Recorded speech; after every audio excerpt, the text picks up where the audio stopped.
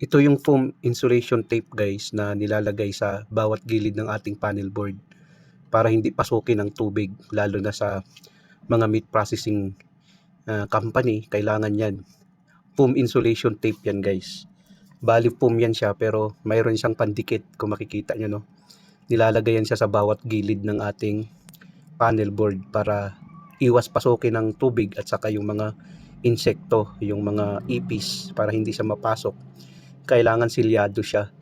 Yan siya guys ang tinatawag na foam insulation tape. Sticker type kasi yan siya guys, yung ganung klaseng foam insulation tape. Yan ang madalas na nilalagay dyan sa mga panel board sa bawat gilid, kung makikita nyo guys, no? At least mayroon din idea ang mga baguhan kung sakali, para hindi pasukin ng tubig, maglagay kayo ng foam insulation tape. Yan siya guys. Mabibili yan sa online store at saka sa mga tindahan na mayroong electrical. Sa mga electrical store guys, mabibili yan, yung foam insulation tape na yan. Yan siya guys. Yan. Para mayroon ding idea ang mga baguhan kung sakali ma-hire kayo sa company ninyo para hindi pasukin ng tubig yung panel board pag naglilinis yung mga labor, yung mga operator sa kanilang machine. So, lagyan nyo ng ganyan guys. Sticker kasi yan kung makikita natin, oh.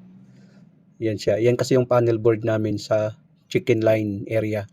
Yan yung frying machine namin guys. At yan naman yung oil pump motor namin, 3-phase. Para sa oil yan siya guys, pinapump niya para ibigay niya doon sa fryer machine. Yan din yung panel board namin na malaki. Nilagyan ko rin ng foam insulation tape. Yan siya, oh, sa bawat gilid. Para pag isarado yan, tapos maglilinis yung mga labor, hindi mapasok ng tubig ang panel board natin sa loob. Yung sa mga electrical devices sa loob, hindi siya pasukin ng tubig.